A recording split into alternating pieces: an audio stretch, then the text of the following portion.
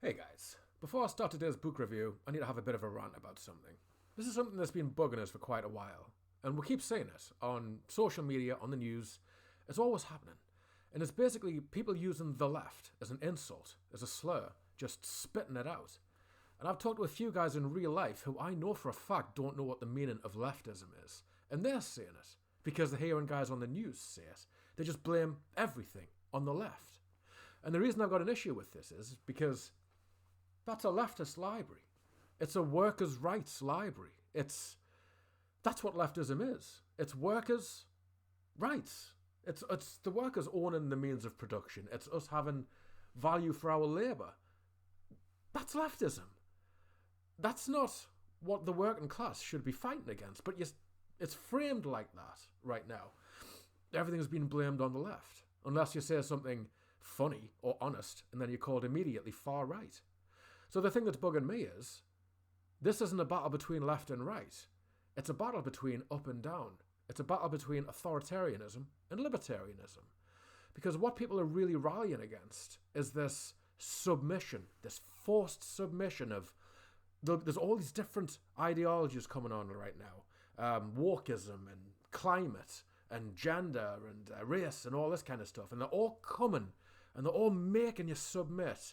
And if you have a problem with anything, if you push back against anything, you're called right-wing. You're called a neo-Nazi and all this kind of shit. And if you're not against it, you'll be called a leftist. If you're pushing it, you're called a leftist. And it's not leftism or rightism, it's authoritarian. Because all of these things insist you submit in some kind of way. That's authority. And when you're saying no to it, that's liberty. You're saying, no, I have a right to make my own decision. I have a right to agree with this or not. It doesn't matter which one it is. I'm saying no to it. It's libertarianism.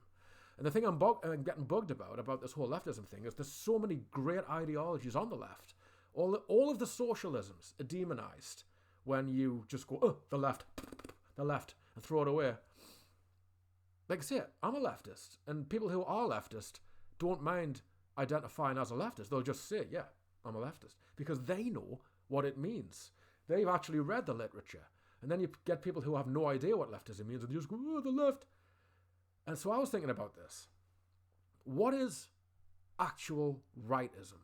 And I know it might be getting sucked into this argument of what is left and what is right, but if people are going to say leftist and if people are going to brand people as right-wing, we need to know. We need to know what we're talking about here. Because my official position is that it isn't left and right. It's authority versus liberty. But let's define right for a second. I think, from my definition, for what I've been looking into, it's tradition. Rightism is tradition. There's a certain type that has dominance in a nation.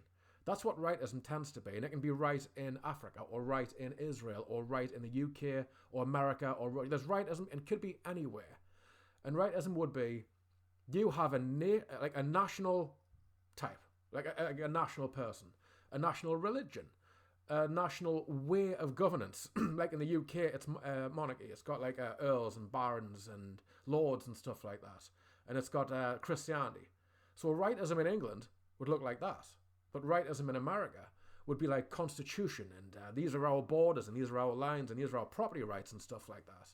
And I don't know what it would be in there's all these other countries. But basically, that's my definition of rightism. You've got like a type, and nobody beats that type. They're the dominant type. And that's why rightism's attractive in certain countries, because some people go, well, I identify as that certain type, which means I should have rights over everybody else. And on the left, they go, everybody's equal. Everybody is a worker. And if we're a worker, we get to own everything. The land is an inherited gift by God. There's no upper ranks. There's no born gods. There's no one above the law. That's leftism, where everybody's equal and everybody gets to work and have workers' rights. But like I say, I would like somebody, all these people who spit out leftism, define it. You know, because what are people, the main ones are like Jordan Peterson, Ben Shapiro, like a lot of these new guys are saying, like, I think, Farage is saying it and all that kind of stuff. What they're saying when they're blaming the left is really wokeism. That's what it tends to be. And people on the left are against wokeism. You've got George Galloway and Shoe on Head and me. We're against wokeism, openly and loudly. So call it what it is. If you're against wokeism, call it wokeism. If you're against authority, you're against authority. And if you're against workers owning the means of production, if you're against workers' rights and everybody being treated equally, then you can say you're anti-left. And if you're there's a certain type of person who deserves to be in the nation and they should have priority in the nation and needs to respect the certain laws of that nation, then you're on the right. That's what I would say. But beyond that, beyond this whole bullshit left-right paradigm, really think about this. If you're a wage worker and you call yourself a capitalist, you really need to understand what that means. You're in favour of working for subsistence living while somebody else has the property right to that factory or that field and they get rich while you toil. That's capitalism. And to get rich in capitalism, you have to become that. You have to become a proprietor. You have to become the guy who robs from everybody else. And if in a free market, you work, you get paid, and it's all fair. But capitalism isn't a free market. It's a government-controlled market. It has certain privileges, and it enforces certain things. So be careful when you identify as a capitalist wage worker, because I've been looking into all sorts of things. And I've got to say, if you're a wage worker, you want a good wage, and you're okay with a tolerable tax being taken off you to benefit your nation, you might just be a socialist. And I would actually hazard a guess that if everybody looked into the left-right paradigm, socialism and capitalism, I would bet most wage workers would identify with socialists, leftists. How about that? So, a quick rant, 8 minutes. I needed to get that out. It is connected to this book review I'm about to do, because this has underlined and fortified my position with the whole mutualist thing. I've found my thing, and I've got to give shout out to Karl Marx on this. Karl Marx, who's an authoritarian socialist, by the way. I can't believe he's the poster child of socialism. Even in his famous book, The Communist Manifesto, he attacks all the socialisms. He attacks Christian socialism and utopian socialism, and the one he had a special name for Proudhon socialism. He attacks that as well. How is he the poster boy for socialism? He's an authoritarian.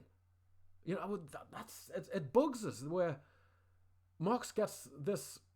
He's the poster boy, like I keep saying. He's a poster boy for socialism, and then they ignore Robert Owen, they ignore Proudhon, and the upcoming John Francis Bray, who's a phenomenal socialist.